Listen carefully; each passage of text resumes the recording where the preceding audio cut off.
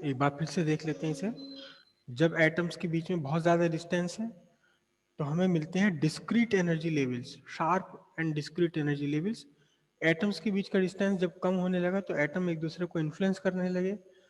3s level, एक discrete line के बजाय कई लाइंस मिलने लगी। 3p लेवल, एक डिस्क्रीट लाइन के बजाय कई सारी लाइंस मिलने लगी। एटम्स के बीच डिस्टेंस कम करते गए और अल्टीमेटली 3s स्प्लिट होते होते और 3p स्प्लिट होते होते आपस में दोनों मिल गए। लेकिन अभी भी एटम स्टेबल क्रिस्टल स्ट्रक्चर की फॉर्म में नहीं है। एटम्स को और पास लेकर आए तो क्या हुआ, तो फिर से ये एक गैप यहाँ क्रिएट होने लगा। गैप क्रिएट होने लगा और 3p और 3s में कुल मिलाकर के 8 वैकेंसीज थी। 8 में से लोअर 4 वैकेंसीज कंप्लीटली फिल्ड हो गई, higher 4n vacancies completely empty हो गई। 4n completely filled vacancies, 4n completely empty vacancies, और बीच में एक गैप आ गया, एक गैप आ गया जिसे हम कहते हैं एनर्जी गैप। यहाँ कोई भी इलेक्ट्रॉन एग्जिस्ट नहीं कर सकता। अब इसके बेस पर हम डिस्कस करेंगे कि क्यों कोई भी गुड कंडक्टर या बैड कंडक्टर या सेमीकंडक्टर होता है। इतना बात ध्यान रखनी है हमें कि जो इलेक्ट्रॉन वैलेंसी बैंड में है, जो इलेक्ट्रॉन वैलेंसी बैंड में है, वो इलेक्ट्रॉन्स इलेक्ट्रिसिटी कंडक्ट नहीं करेंगे। ये सारे इलेक्ट्रॉन्स अपने अपने एटम के साथ जुड़े हुए हैं। जो इलेक्ट्रॉन वैलेंसी बैंड को छोड़कर कंडक्शन बैंड में पहुंच गए, ये कंडक्शन बैंड में पहुंचे हुए इलेक्ट्रॉन ही हैं जो इलेक्ट्रिसिटी कंडक्ट करते हैं। अब यहाँ 3 कैटेगरीज हो गई। सबसे पहला तो गुड कंडक्टर्स।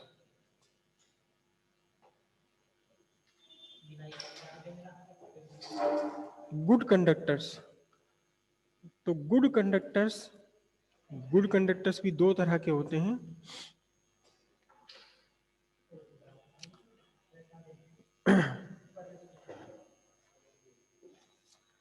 एक तो गुड कंडक्टर वो हैं जो यहां से यहां तक कहीं पर भी क्रिस्टल की फॉर्म में आ गए, क्रिस्टल की फॉर्म में कन्वर्ट हो गए जब उनके बीच डिस्टेंस a से भी कम था। यानी 3p और 3s आउटर मोस्ट शेल के जो ऑर्बिटल्स थे वो स्प्लिट तो हुए, लेकिन स्प्लिट होने के इससे पहले कि वो स्प्लिट होकर के जुड़ तो गए, सारे एक दूसरे में मिल गए, लेकिन अलग होने से पहले पहले ही क्रिस्टल में कन्वर्ट हो गया। तो हम ये कहेंगे, क्या कहेंगे उसमें, कि ये आपका कंडक्शन बैंड और ये आपका वैलेंसी बैंड। ये तो कंडक्शन बैंड हो गया यहां से यहां तक का, ये दिस इज कंडक्शन बैंड, और यहां से यहां तक का ये हो गया, ये वैलेंसी बैंड हो गया। तो कंडक्शन बैंड और वैलेंसी बैंड एक दूसरे से अलग नहीं हो पाए। वैलेंसी बैंड और कंडक्शन बैंड एक दूसरे को ओवरलैप कर रहे हैं। ये कंडक्शन बैंड और यहाँ ये वैलेंसी बैंड, दोनों एक दूसरे को ओवरलैप कर रहे हैं। ओवरलैप कहाँ कैसे कर रहे हैं यही समझिए आप ध्यान से। यहाँ ये कंडक्शन वैलेंसी बैंड है और ये कंडक्शन बैंड है, दो बिल्कुल अलग अलग बैंड बन गए यहाँ पर। लेकिन अगर इसके पीछे ये वाली कंडीशंस आप देखें तो कंडक्शन बैंड और वैलेंसी बैंड अलग अलग नहीं है। हम यहाँ इस कंडीशन में कहेंगे कि कंडक्शन बैंड और वैलेंसी बैंड दोनों एक दूसरे को ओवरलैप कर रहे हैं विथ 3s ऑर्बिटल और 3p ऑर्बिटल्स। ये स्प्लिट होते गए,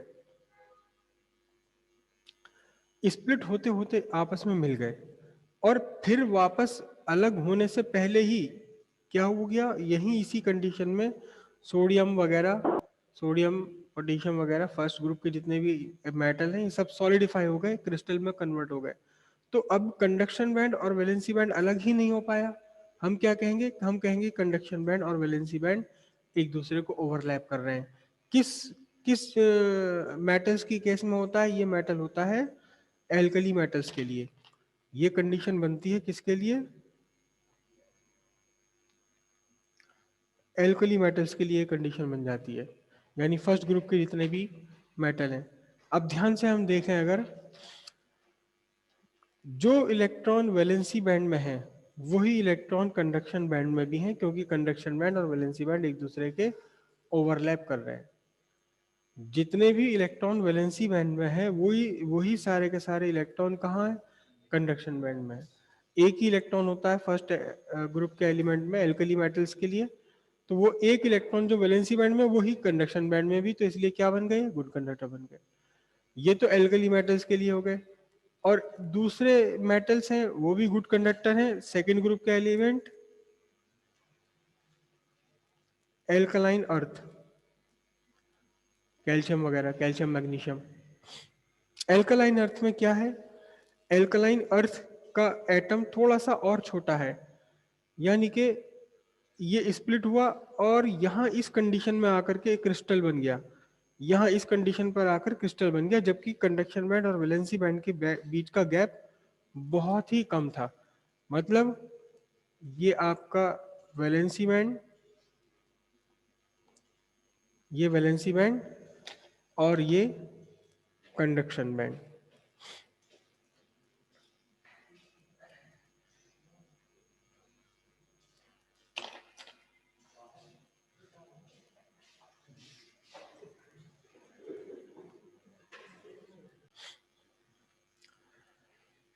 एल्कलाइन अर्थ मेटल के केस में कंडक्शन बैंड और वैलेंसी बैंड अलग अलग हैं, लेकिन इनके बीच का जो एनर्जी गैप है, ये बीच का जो एनर्जी गैप है,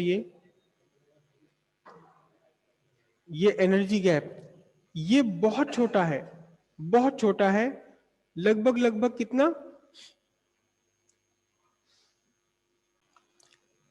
एल्कलाइन अर्थ मेटल के लिए कंडक्शन बैंड और वैलेंसी बैंड दोनों बिल्कुल अलग अलग है, सेपरेट है।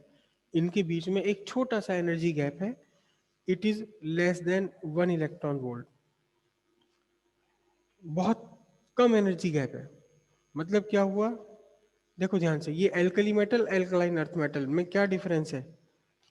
यहाँ एल्कली मेटल का स्ट्रक्चर काफी बड़ा है, उनका मेटल एटॉमिक साइज काफी बड़ा है, तो फिर वो यहाँ इस कंडीशन में आकर ही क्या हो गए, क्रिस्टल की फॉर्म में कन्वर्ट हो गए। लेकिन एल्कलाइन अर्थ थोड़े छोटे हो गए, तो ये नए क्रिस्टल बनने तक यहाँ तक इस डिस्टेंस पर आकर ये क्रिस्टल बने, तो फिर दोनों गैप यानी वैलेंसी बैंड और कंडक्शन बैंड के बीच का गैप कितना सा बना, बिल्कुल छोटा सा गैप बन गया है।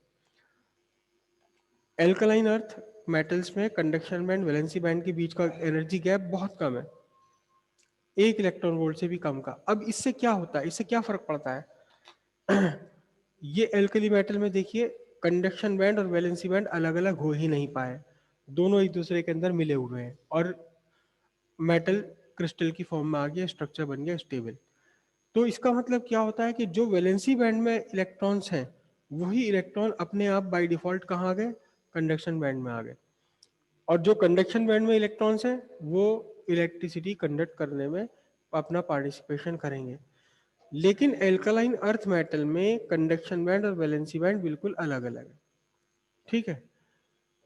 कंडक्शन बैंड वैलेंसी बैंड अलग अलग है, लेकिन होता क्या है कि इनके बीच का जो एनर्जी गैप है वो बहुत कम है, इतना कम है कि इलेक्ट्रॉन बड़े आराम के साथ रूम टेम्परेचर पर भी इस वैलेंसी बैंड को छोड़कर कंडक्शन बैंड में चले जाते हैं।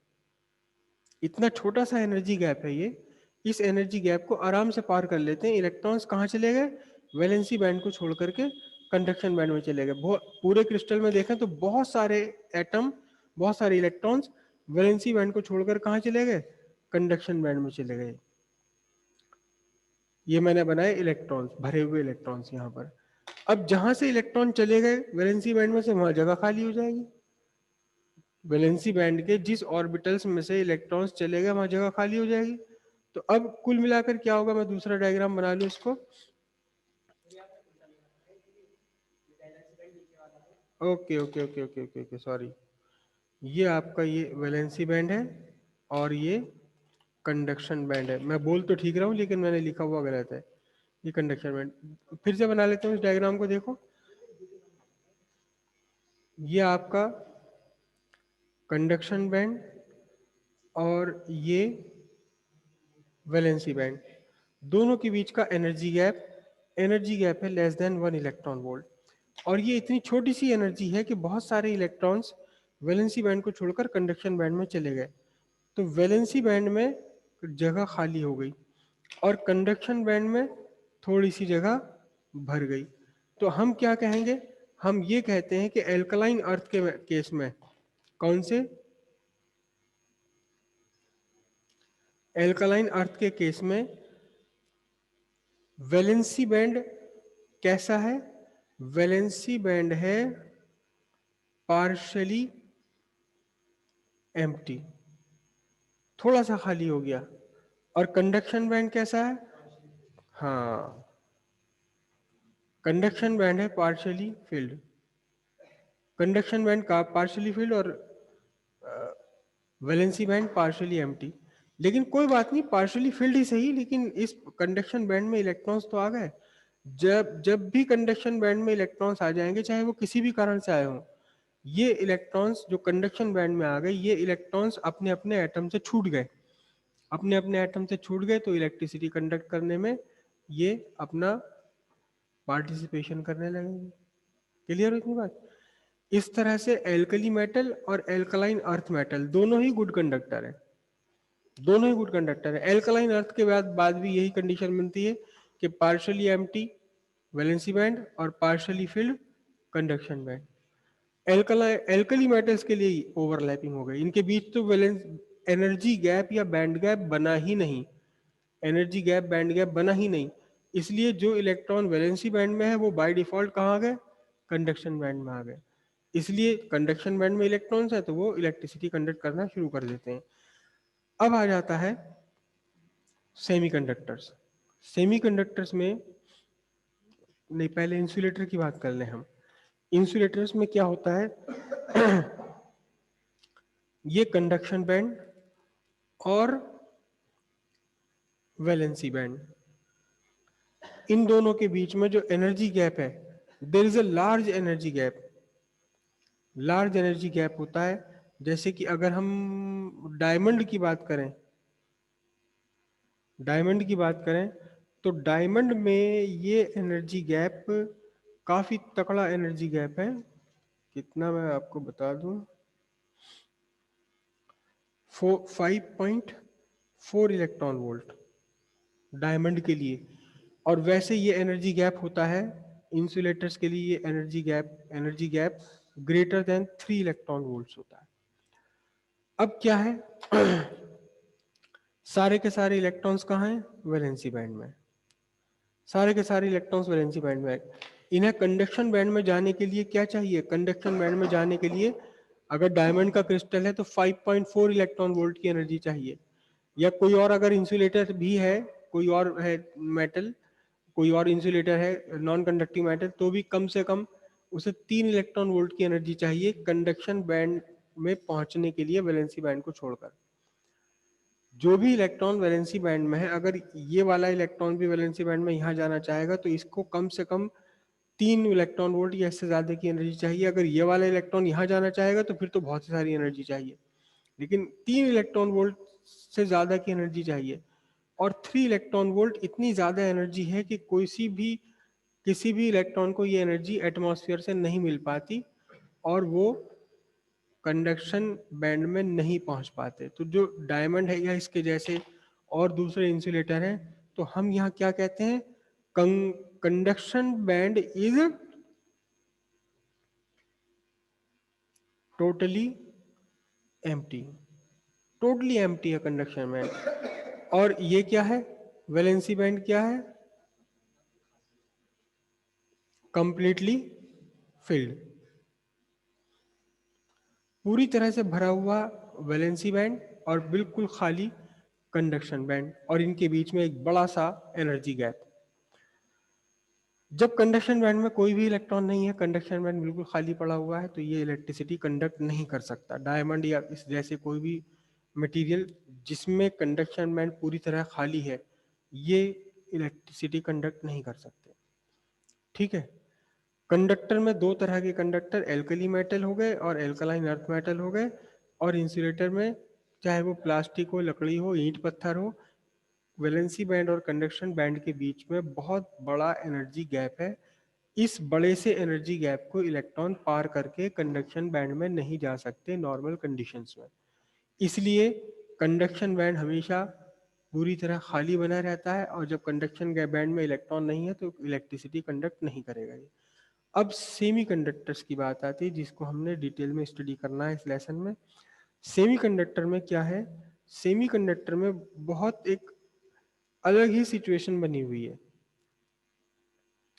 अलग ही सिचुएशन बनी हुई है सेमीकंडक्टर्स में। और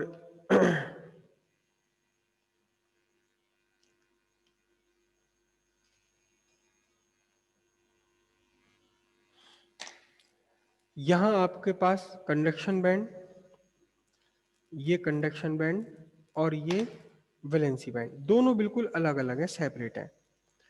लेकिन इनके बीच का जो एनर्जी गैप है, ये बीच का एनर्जी गैप, ये एनर्जी गैप लगभग लगभग 1 इलेक्ट्रॉन वोल्ट है। एल्कलाइन एल्कलाइन अर्थ मेटल के लिए यह energy gap less than 1 electron volt है, 1 इलेक्ट्रॉन वोल्ट से भी बहुत कम।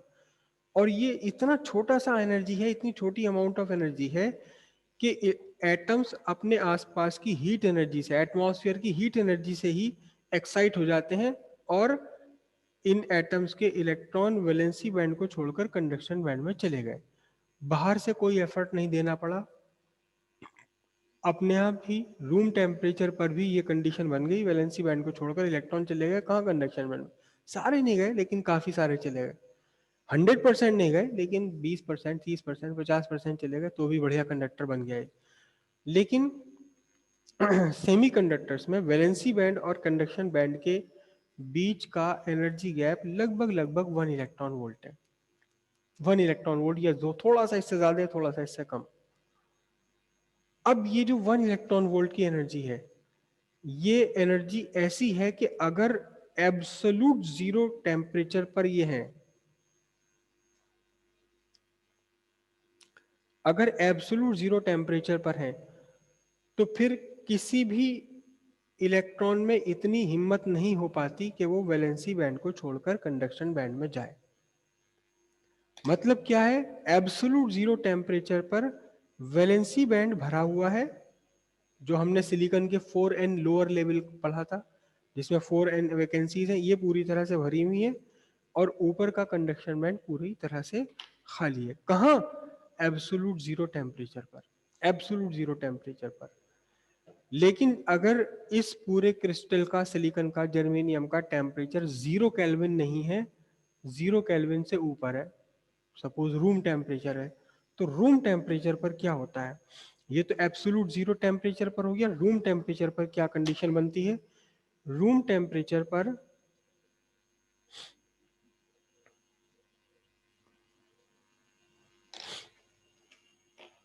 ये हम कहां बना रहे हैं, एट रूम टेम्परेचर, ठीक है। तो रूम टेम्परेचर पर क्या कंडीशन बनती है, रूम टेम्परेचर पर कंडीशन ये बनती है कि इस वैलेंसी बैंड में से, इस वैलेंसी बैंड में से इक्का दुक्का इलेक्ट्रॉन्स इस छोटे से एनर्जी गैप को पार करके कंडक्शन बैंड में चले गए। बहुत सारे नहीं, इतने सारे नहीं जितने एल्कलाइन अर्थ में मेटल में चले गए थे, मेटल में चले गए थे। इक्का दुक्का, इक्का दुक्का का मतलब कितना, कितना कम, कि आपको बताऊं, 1 out of 10⁶ atoms, 1 million atom में से एक एटम, औसतन एक एटम, 1 मिलियन एटम में से औसतन एक एटम ऐसा होता है जिसका इलेक्ट्रॉन वैलेंसी बैंड को छोड़कर कंडक्शन बैंड में चला गया, वैलेंसी बैंड को कंडक्शन छोड़कर कंडक्शन बैंड में चला गया, ये यहां चला गया कंडक्शन बैंड में। तो फिर जिस 4n लोअर लेवल में से जहां से इलेक्ट्रॉन चला गया, वहां इलेक्ट्रॉन की जगह क्रिएट हो गई। एक इलेक्ट्रॉन यहां से इधर पहुंच गया ये, तो यहां एक वैकेंसी क्रिएट हो गई इलेक्ट्रॉन्स के लिए, एक वैलेंसी क्रिएट हो गई इलेक्ट्रॉन के लिए। इन वैकेंसीज का नाम दिया जाता है क्या, इन वैकेंसीज का नाम दिया जाता है होल। होल क्रिएट हो गया, कहाँ क्रिएट हो गया? वैलेंसी बैंड में।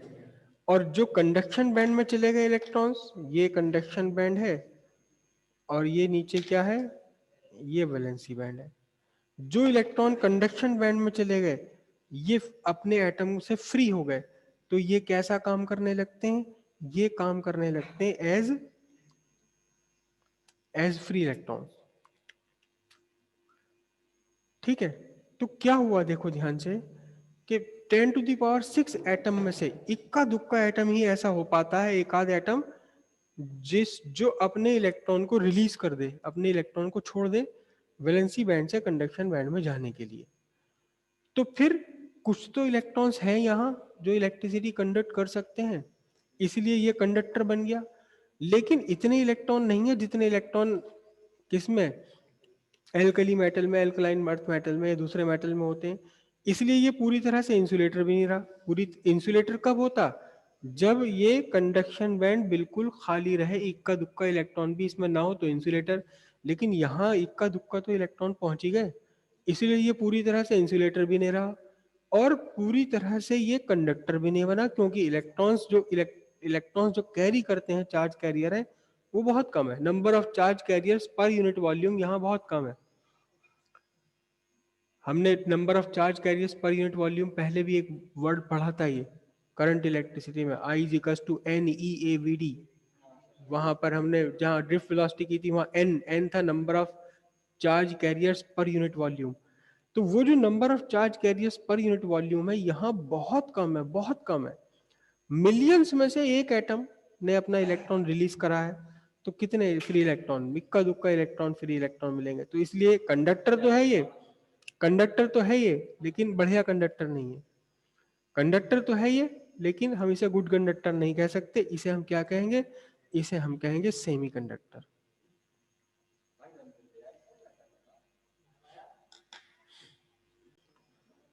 ये सेमीकंडक्टर में जो एनर्जी गैप है, एनर्जी गैप, सेमीकंडक्टर का एनर्जी गैप, ये एनर्जी गैप है 1.1 इलेक्ट्रॉन वोल्ट फॉर सिलिकॉन और 0.7 electron volt for germanium. Gallium का यूज नहीं होता ज्यादा, क्योंकि गैलियम की प्रॉपर्टीज उतनी बढ़िया नहीं है जितनी बढ़िया सिलिकॉन और जर्मेनियम की एज ए सेमीकंडक्टर, तो गैलियम का यूज कम हो पाता है।